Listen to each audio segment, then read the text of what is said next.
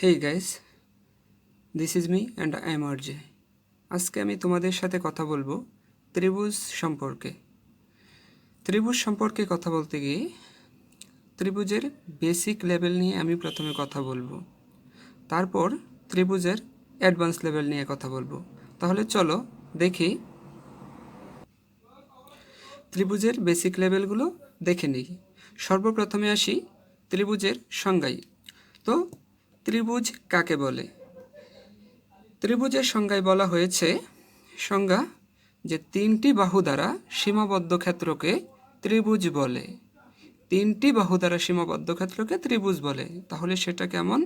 দেখো, আমি যদি এভাবে একটা বাহু এবং আরেকটা বাহু এবং আরেকটি বাহু অর্থাৎ তিনটা বাহু দ্বারা যদি কোনো একটা জায়গাকে আবদ্ধ করি তাহলে সেটাকেই বলা হবে ত্রিভুজ।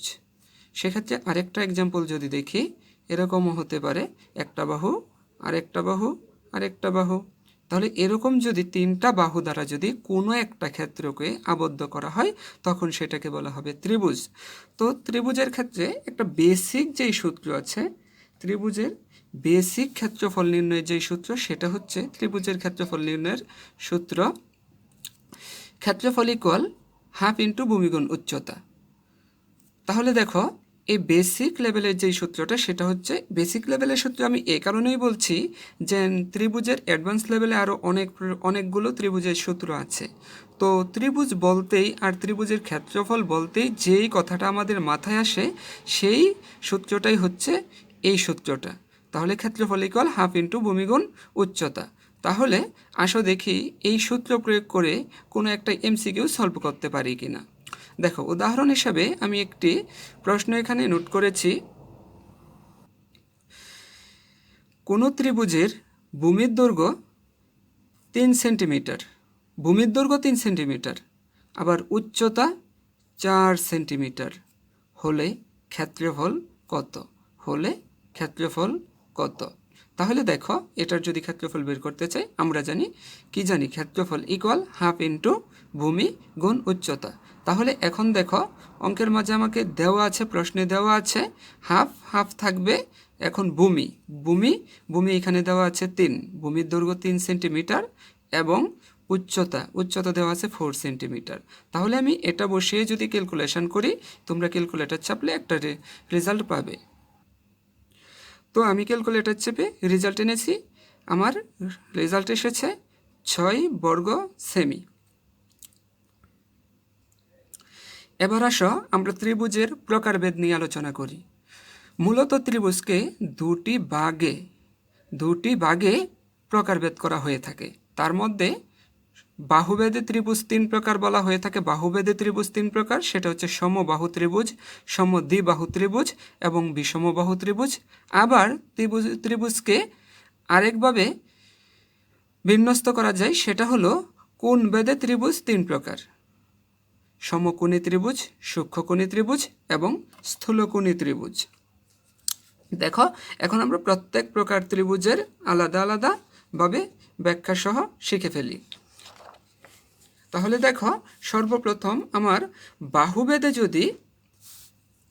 বাহুভেদে ত্রিভুজের প্রকারগুলো যদি দেখি, তাহলে সর্বপ্রথম আসতেছে সমবাহু ত্রিভুজ। তো সমবাহু ত্রিভুজ কাকে বলে? সমবাহু ত্রিভুজের সর্বপ্রথম আমরা সংজ্ঞাটা দেখে নেই। সংজ্ঞায় বলা হয়েছে যে ত্রিভুজের 3টি বাহু সমান তাকে সমবাহু ত্রিভুজ বলে। অর্থাৎ যে ত্রিভুজের 3টি বাহু সমান, অর্থাৎ তুমি আনুমানিক এমন একটা ত্রিভুজ অঙ্কন করবে যেন তোমার কাছে ত্রিভুজটা দেখে মনে হয় যে 3টা বাহু সমান।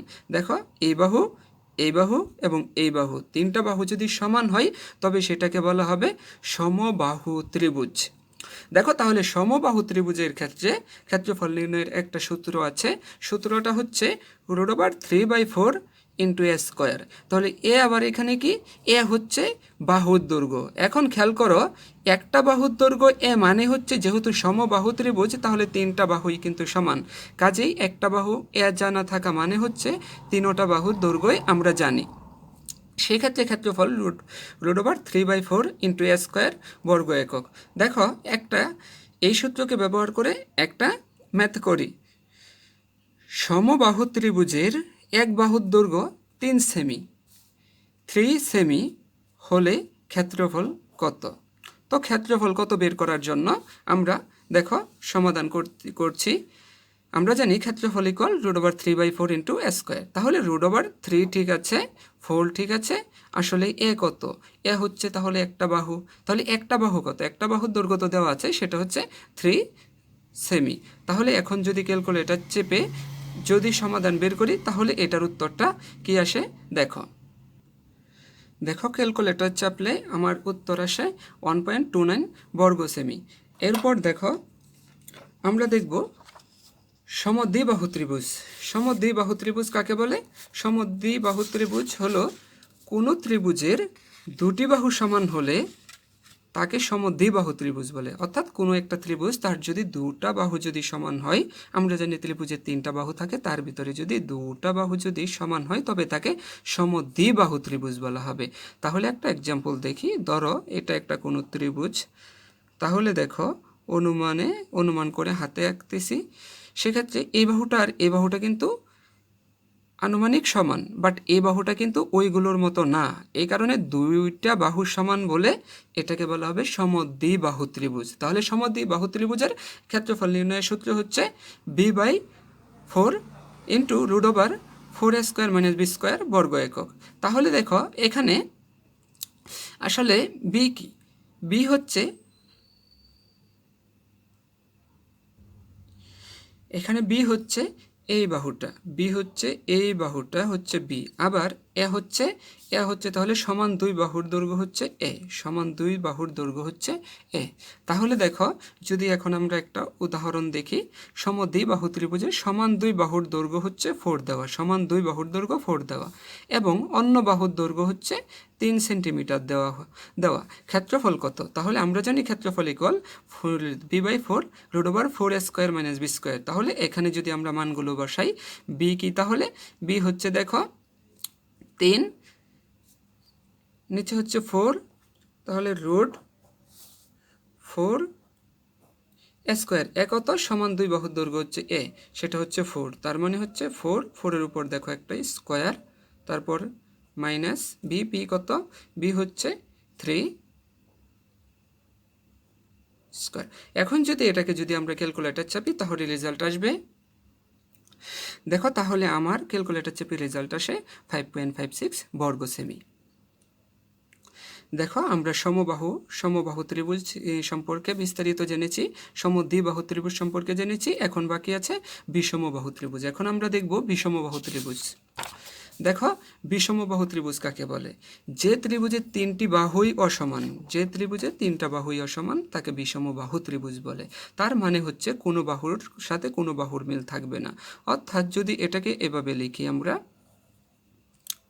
তাহলে এটা এরকম হতে পারে। দেখো এই বাহুর সাথে এই বাহুর মিল নেই, আবার এই বাহুর সাথে এই বাহুর মিল নেই, কোনো বাহুর সাথে কোনো বাহুর মিল নেই, এমন একটা ত্রিভুজকে বলা হয় বিষমবাহু। সেক্ষেত্রে বিষমবাহু ত্রিভুজের ক্ষেত্রে ত্রিভুজের ক্ষেত্রফল নির্ণয়ের সূত্র আমরা সচরাচর বেসিক যে সূত্রটা ব্যবহার করি সেটা থেকে বের করা যায়। তবে ক্ষেত্রফল নির্ণয়ের সূত্রে বলা হয়েছে হাফ ইন্টু ভূমি গুণ উচ্চতা। এইখানে কিন্তু ডিরেক্ট উচ্চতা দেওয়া নেই, সেই ক্ষেত্রে আমাদের কিন্তু প্রথমে উচ্চতা বের করে নিতে হয়। প্রথমে হচ্ছে উচ্চতা বের করে নিতে হয়, তারপর এই সূত্রে বসিয়ে ক্ষেত্রফলটা বের করতে হয়। এছাড়াও ত্রিভুজের আরেকটা সূত্র রয়েছে, সেটা হচ্ছে যখন কোনো একটা ত্রিভুজ যদি আমাদের কাছে যদি এমন কোনো একটা ত্রিভুজ যদি দেওয়া থাকে, দেখো সেটা হচ্ছে এইটা হচ্ছে 3 সেন্টিমিটার, এই বাহুটা হচ্ছে 4 সেন্টিমিটার, এবং এইখানে মধ্যবর্তী কোণটা আমাদেরকে বলা আছে ধরো 60 ডিগ্রি, তাহলেও আমাদের ক্ষেত্রফলটা বের করতে হতে পারে। তাহলে ক্ষেত্রফলটা কিভাবে বের হবে? ক্ষেত্রফল ইকুয়াল AB sin θ। এই কথার অর্থ হচ্ছে এ এবং বি হচ্ছে সন্নিহিত দুই বাহুর দৈর্ঘ্য, এবং সাইন থিটা মানে হচ্ছে এখানে 60 ডিগ্রি। তার মানে হচ্ছে একটা যদি এখানে 3 হয় আর একটা বাহু হবে 4, তাহলে এখানে সাইন 60 ডিগ্রি, সাইন 60 ডিগ্রি। এখন যদি তুমি ক্যালকুলেটর চাপো তাহলে রেজাল্টটা আসবে 10.39 বর্গ সেমি। অর্থাৎ ক্যালকুলেটর চাপলে এখানে ক্ষেত্রফল আসবে 10.39 বর্গ সেমি। তাহলে দেখো আমাদের বিষমবাহু ত্রিভুজের বিস্তারিত শেষ হলো। এখন আমরা দেখব কোণ বেদে ত্রিভুজ 3 প্রকার। এই 3 প্রকার সম্পর্কে আমরা জানব। কোণ বেদে ত্রিভুজ 3 প্রকারের সর্বপ্রথম যে প্রকারটা সেটা হচ্ছে সমকোণী ত্রিভুজ ছিল। সমকোণী ত্রিভুজ। সমকোণী ত্রিভুজ কাকে বলে? যে ত্রিভুজের একটি কোণ এক সমকোণ তাকে সমকোণী ত্রিভুজ বলে। তাহলে সেটা কেমন হতে পারে? দেখো, একটা ভূমির উপর ডিরেক্ট একটা লম্ব অঙ্কন করতে হবে, লম্ব থাকবে। তারপর যদি কোনো একটা ত্রিভুজ অঙ্কন করা হয় তবে সেটাকে বলা হবে সমকোণী ত্রিভুজ, অর্থাৎ ডিরেক্ট লম্ব থাকতে হবে, অর্থাৎ এখানে 90 ডিগ্রি থাকতে হবে। তাহলে সেটাকে বলা হবে সমকোণী ত্রিভুজ। আবার পরবর্তী দেখো সূক্ষ্মকোণী ত্রিভুজ। সূক্ষ্মকোণী ত্রিভুজ কাকে বলে? যে ত্রিভুজের একটি কোণ সূক্ষ্মকোণ তাকে সূক্ষ্মকোণী ত্রিভুজ বলে। সূক্ষ্মকোণ কাকে বলে? সূক্ষ্মকোণ আসলে হচ্ছে 90 ডিগ্রির চেয়ে ছোট মানের কোণকে, 90 ডিগ্রির চেয়ে ছোট মানের কোণকে সূক্ষ্মকোণ বলে। থিটা এখানে যদি সূক্ষ্মকোণ হয় তাহলে 90 ডিগ্রির চেয়ে যদি থিটার মান ছোট হয় তাহলে সেটাকে সূক্ষ্মকোণ বলা যাবে। যেমন আমি যদি এরকম একটা ত্রিভুজ অঙ্কন করি, এই ত্রিভুজটাই হতে পারে। এই ত্রিভুজে যদি আমি যদি এরকম তোমাদেরকে যদি দেখাই তাহলে দেখো এখানে কিন্তু 90 ডিগ্রির চেয়ে ছোট কোণ, তার মানে এই কোণটাকে বলা হবে সূক্ষ্মকোণ। আবার স্থূলকোণী ত্রিভুজ।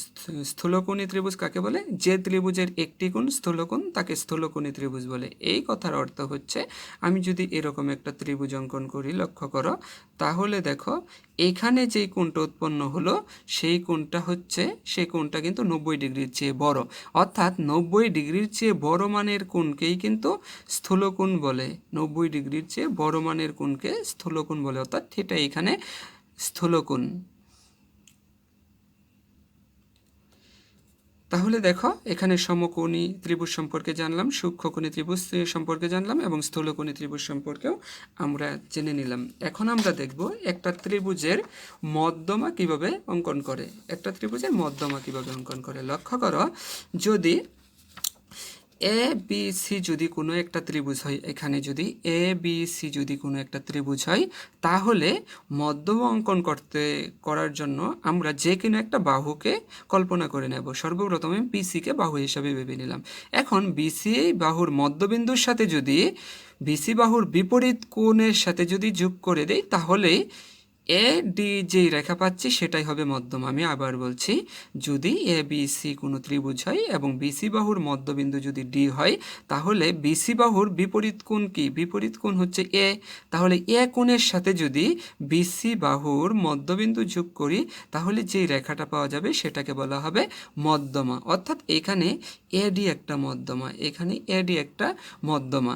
আবার আমরা যদি এই ত্রিভুজের কথা বলি, এ বি সি ত্রিভুজ, এখানে দেখো এ বি বাহুর মধ্যবিন্দু ডি এবং এ বি বাহুর বিপরীত কোণ হচ্ছে সি। তাহলে সি থেকে যদি আমি ডিকে যোগ করি তাহলে যেই বাহুটা পাচ্ছি সেটা হবে মধ্যমা, অর্থাৎ এখানে সিডি বাহু হচ্ছে মধ্যমা। আসো এবার জানবো একটা ত্রিভুজের কিভাবে বহিস্থ কোণ অঙ্কন করতে হয়, বহিস্থ কোণ কিভাবে বের করতে হয়। দেখো, এ বি সি একটা কোনো ত্রিভুজ হলে বহিস্থ কোণের পরিমাপ নির্ণয় করার জন্য আমরা যে কোনো একটা বাহুকে বর্ধিত করে দেব। তাহলে এ বি বাহুকে যদি আমরা বর্ধিত করে দেই, দেখো আমরা এই দিকে বর্ধিত, এই বরাবর বর্ধিত করতে পারি। যদি এই বরাবর বর্ধিত করি তাহলে এইখানে একটা কোণ উৎপন্ন হবে, এইখানে একটা কোণ উৎপন্ন হবে। এই কোণটাকে যদি তুমি 4 নং কোণ হিসাবে আখ্যায়িত করো, এটাকে যদি তুমি 1 নং কোণ হিসাবে আখ্যায়িত করো, এটা যদি 2 নং হয়, এটা তাহলে ত্রিভুজের 3 নং কোণ। তাহলে দেখো আমি যদি এভাবে এই বাহুটাকে এ বি বাহুকে বর্ধিত করি এই দিকে, অর্থাৎ ডি পর্যন্ত বর্ধিত করি, তাহলে দেখো এইখানে একটা কোণ উৎপন্ন হলো, এটাই হচ্ছে বহিস্থ কোণ। এখন তাহলে বহিস্থ কোণটা যে এখানে 4 হচ্ছে বহিস্থ কোণ, 4 নাম্বার কোণটা বহিস্থ কোণ। তাহলে 4 নাম্বার কোণের পরিমাণ কত হবে? 4 নাম্বার কোণের পরিমাপ হবে, দেখো যেই কোণ সংলগ্ন সেই বহিস্থ কোণের পরিমাপটা হবে এই কোণ বাদে বাকি 2 কোণের সমষ্টি, অর্থাৎ কোণ 1 নং কোণ এবং 3 নং কোণের সমষ্টি হবে, এই দুইটার যোগফলই হবে 4 নং কোণ, অর্থাৎ বহিস্থ কোণ। এখন যদি বিষয়টা এমন হয় যে আমরা এই বাহুটাকে কোনো কারণে বর্ধিত করি, এই বাহুটাকে কোনো কারণে বর্ধিত করি এই দিকে এই পর্যন্ত বর্ধিত করে দিলাম। দেখো তাহলে কিন্তু আমাদের বহিস্থ কোণ কিন্তু হবে এইটা, বহিস্থ কোণ কিন্তু এটা হবে। তাহলে এটাকে যদি আমরা 5 নাম্বার কোণ হিসাবে আখ্যায়িত করি, তাহলে এইখানে এই বহিস্থ কোণের পরিমাণ কত হবে? এই বহিস্থ কোণের পরিমাণ হবে এইটা ছাড়া বাকি দুইটার যোগফল, এই কোণটা ছাড়া বাকি দুইটার যোগফল, অর্থাৎ কোণ 1 এবং কোণ 2 এর যোগফলই হবে তাহলে এই বহিস্থ কোণের পরিমাণ। আশা করি বুঝতে পেরেছ। এবার দেখব আমরা দুটা ত্রিভুজ কিভাবে সর্বসম হয়, কখন দুটা ত্রিভুজ সর্বসম হয় সেগুলো আমরা দেখব। দেখো দুটি ত্রিভুজের যে কোনো 3টি উপাদান পরস্পর সমান হলে ত্রিভুজ দুটি সর্বসম হয়। আমি আবার বলছি, দুটি ত্রিভুজে যে কোনো 3টি উপাদান পরস্পর সমান হলে ত্রিভুজ দুটি সর্বসম হয়। তাহলে এটা কিভাবে? দেখো আমি যদি পাশাপাশি এইভাবে এরকম দুইটা ত্রিভুজ অঙ্কন করি, পাশাপাশি আমি এরকম দুইটা ত্রিভুজ অঙ্কন করলাম, তাহলে দেখো এখানে কি বলা হয়েছে, 3টি কোণ পরস্পর সমান হলে, অর্থাৎ দুটি ত্রিভুজের 3টি কোণ পরস্পর সমান হলে ত্রিভুজ দুইটা সর্বসম হবে, অর্থাৎ এই বাহুর সমান কোণের কথা বলা হয়েছে। তাহলে দেখো যদি এই ত্রিভুজের জন্য এই কোণ এবং এই ত্রিভুজের জন্য এই কোণ পরস্পর সমান হয়, আবার এই কোণ সমান যদি এই কোণ হয়, দেখো তাহলে এই কোণ সমান যদি এই কোণ হয়, অর্থাৎ এই ত্রিভুজের 3টা কোণ এবং এই ত্রিভুজের 3টা কোণ যদি হুবহু সমান হয়, তাহলে ত্রিভুজ দুইটা পরস্পর সর্বসম হয়। 3টি কোণ পরস্পর সমান হলে ত্রিভুজ দুইটা পরস্পর সর্বসম হয়। আবার যদি দেখি আমরা আরও দুইটা ত্রিভুজ অঙ্কন করি, আমরা এটা একটা ত্রিভুজ এবং এটা একটা ত্রিভুজ, যদি এমন হয় 3টি বাহু পরস্পর সমান হয় তাহলেও ত্রিভুজ দুইটি সর্বসম হয়, অর্থাৎ এই বাহু সমান যদি এই বাহু হয়, এই বাহু সমান যদি এই বাহু হয়, আবার এই বাহু সমান যদি এই বাহু হয়, তাহলে ত্রিভুজ দুইটা পরস্পর সর্বসম হয়। আবার দেখো যদি দুইটি বাহু একটি কোণ সমান হলেও ত্রিভুজ দুটি সর্বসম হয়, অর্থাৎ দুটি বাহু এবং একটি কোণ,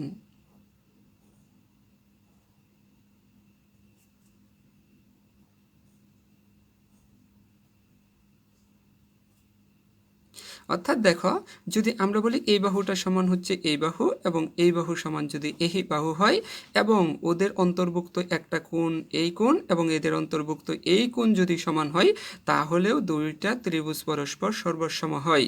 আবার দেখো একটি বাহু ও দুটি কোণ, অর্থাৎ যদি এরকম দুইটা ত্রিভুজ হয়, এরকম যদি দুটো ত্রিভুজ হয়, একটি বাহু বলতে এই বাহু আর এই বাহু যদি সমান হয় এবং তাদের যে কোনো দুই কোণ বলতে এই কোণ এর সমান যদি এই কোণ হয় এবং এই কোণ সমান যদি এই কোণ হয়, তাহলে ত্রিভুজ দুইটা সর্বসম হয়।